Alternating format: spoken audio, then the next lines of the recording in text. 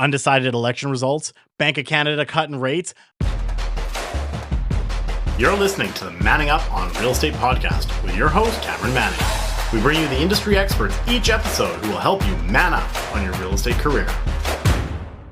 We've got a lot to talk about when it comes to this episode of the Manning Up on Real Estate podcast, and this is episode 2 of Manning Up After Dark. It's just a casual conversation between you and I and what's going on in the province of British Columbia that you need to know about to make the right decisions as a real estate person, an entrepreneur, a business owner, or anyone in marketing. Let's talk about it. First and foremost, we're going to be talking today about the election that just happened here in the province of British Columbia and the results that we experienced, or in my opinion, lack thereof. There's a lot to talk about right there. Then we're going to talk about the Bank of Canada and their recent rate cut and what that's going to mean to both buyers, sellers, and the market in general. So let's dive right into it. First and foremost, let's talk about that election. What a fucking wild ride that was. I mean, at the end of the day, Kelly and I were watching the polls very closely. We're texting each other back and forth. And it was basically like feeling like we were in the middle of a transaction for a client and we're waiting on the subject removal to come in and waiting and waiting and waiting.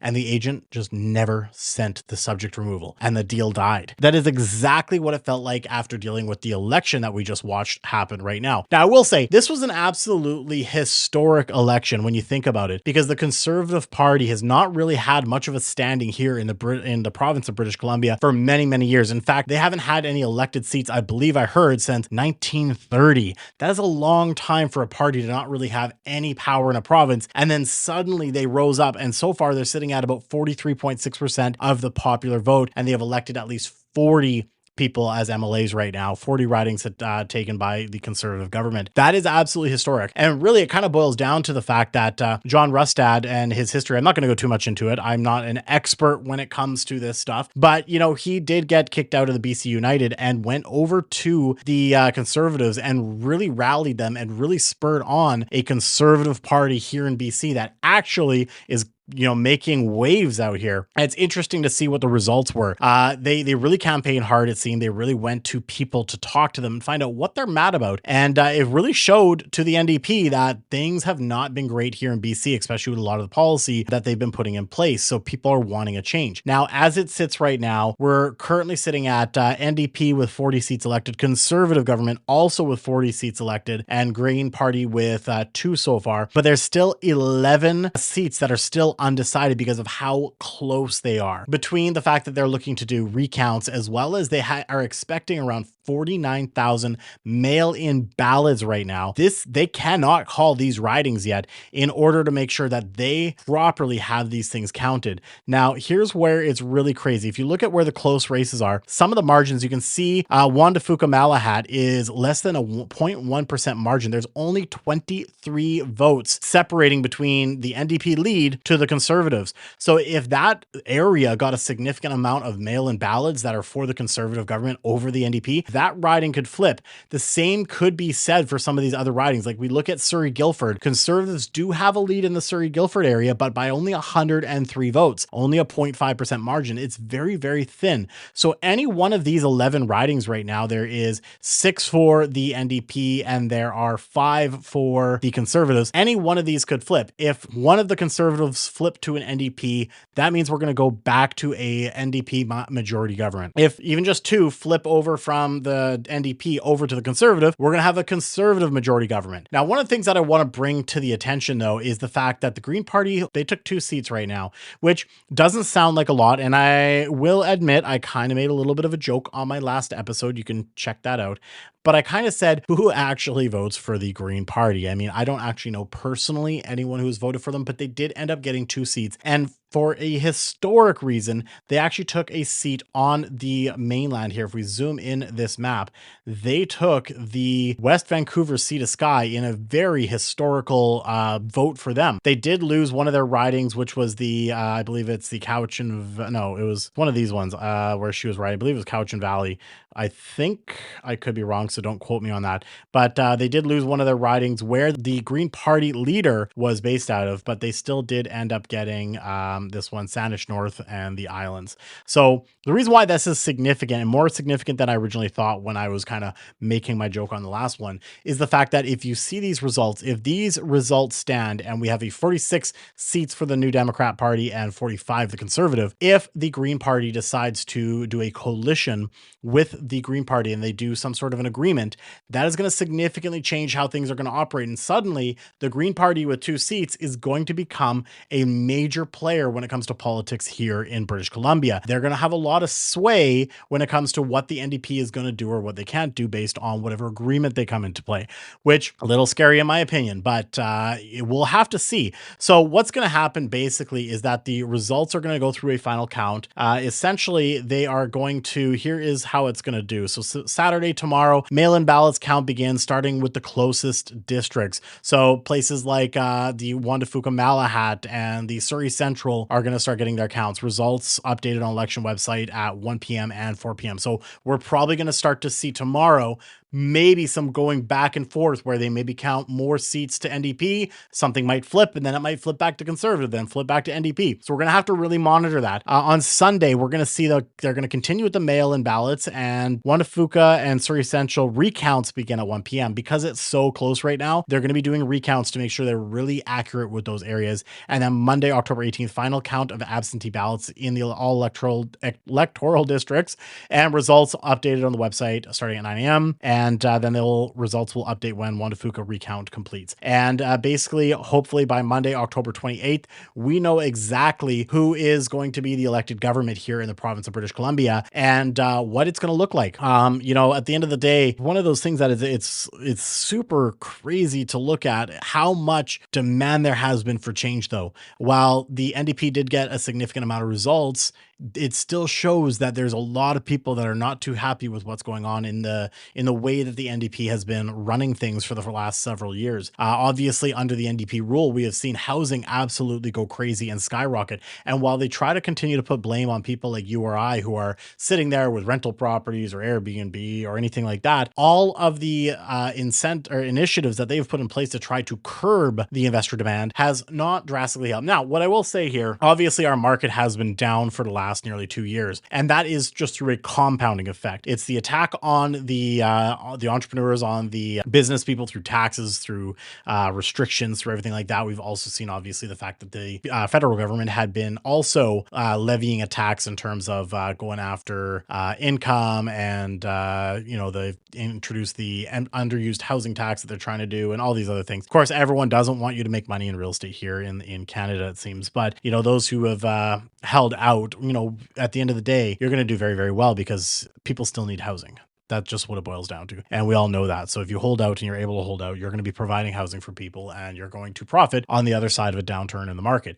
Saying that, though, we can kind of shift over to the Bank of Canada. Bank of Canada has just dropped their rate in a big way with a 0.5% reduction, bringing their lending rate down to 3.75%. I see a lot of people posting about it. I see a lot of people like, yay, rates have come down. And yes, I am excited too, because one, if you're on a variable rate mortgage, this is a sigh of relief. You can fact check me on this one. Drop in the comments if I'm wrong. I believe what I read is that for every $100,000 that you have in a mortgage, it's equating to about $30 in a reduction in your monthly payment. And at the end of the day, anything adds up. So, it's definitely a sigh of relief for some people on their monthly budget, especially with how expensive everything else is getting. The more reprieve you can get on one side, it helps to cover off some of the other areas of your life where it's more expensive. Where a lot of the confusion lies, and I've had some comments over on my TikTok and a few other things. If you're not following me over on TikTok, go check it out.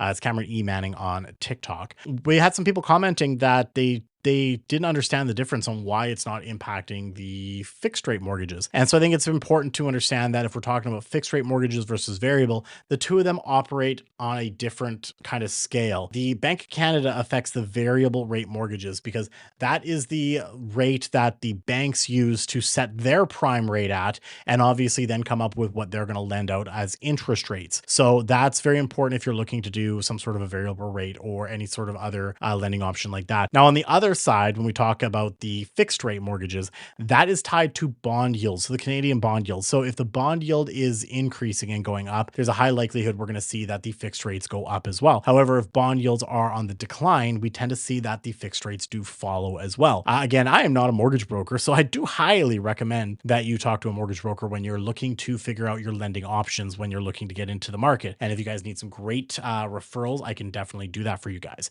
Now, at the end of the day, why this is not as significant as I think it is, but why a lot of people think it's more significant is because everyone's focus right now is on the fact that the market is down. It is really slow out there because over the summertime, and I showed it in my last episode, so go and check that one out. Over the summertime, we have had a significant increase in the inventory.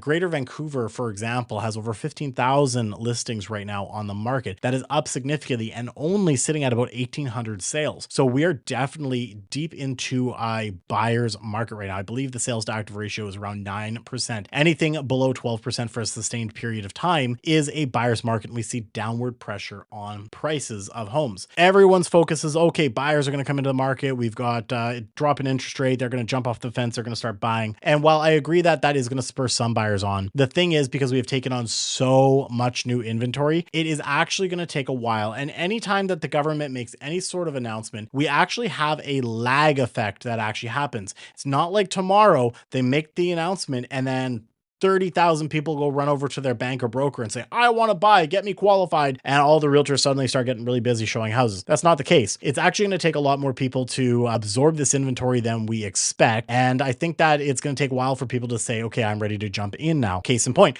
we're into the fall market, heading into the winter. 1, 2, we've got a significant amount of choice. So if buyers are looking on the market, they might get a little confused by the level of choice that they have. 3, it's just going to take too much time for this to absorb. We definitely need more rate drops to really make an impact. And I think this is a good start. And I think it will spur some buyers into the market. But if you're a seller right now, don't sit there and hold out on the value of your home. This is the biggest mistake in a conversation I've had with many sellers right now, is that they're like, oh, well, I'm going to wait because the rates just came down and buyers are going to spend more. It's not necessarily true. They're going to see your days on market and they're going to look at how they can still get a deal. Even though now they might be coming into the market, they are looking for deals because it's more affordable for them. Secondly, if you're a buyer in the market, I do think, and I do agree, you should start looking at taking action, because if we do have another rate drop and we do see an increase in the level of activity from buyers, well, what that's going to mean is we are going to start to absorb that inventory and you're going to end up having to potentially compete in the market against other buyers. And that's not what you want. And when you start competing, when we start seeing that the inventory gets absorbed, prices will start to rise.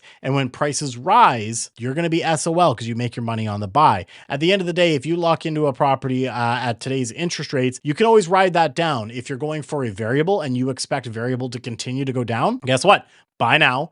Ride that down. The difference in the interest that you're going to pay is going to be so minor comparative to the price potential jump that could happen in a year from now or 2 years from now as the market does start to improve. If you're on a fixed rate, that's fine. You're going to lock in, and potentially, if we all think rates are going to continue to go down, you'll get a better rate when you go to renew your mortgage. So at the end of the day, you need to date the rate and marry the property itself. So if you've been thinking about buying, I do recommend going out and taking action, not from the fear of the fact that you're going to be competing with other buyers because there's going to be a flood of the market, more that we're probably seeing that the property values have leveled out now and you're going to make your money on the buy right now. So that is the BC election, and that is the 2 big announcements this week. It's kind of crazy how much has happened since our last conversation here with each other. And, it just goes to show there's a lot happening out there that we need to pay attention to as investors, as business owners, that can impact the decisions that we make. So obviously, from today,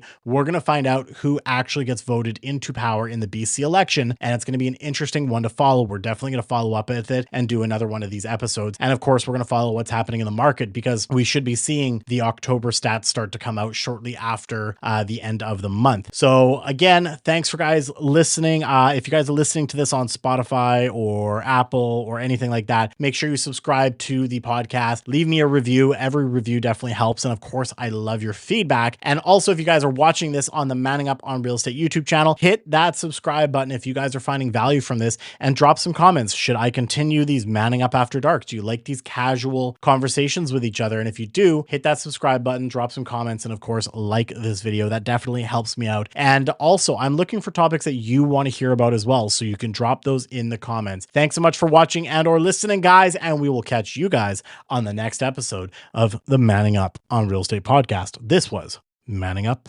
After Dark.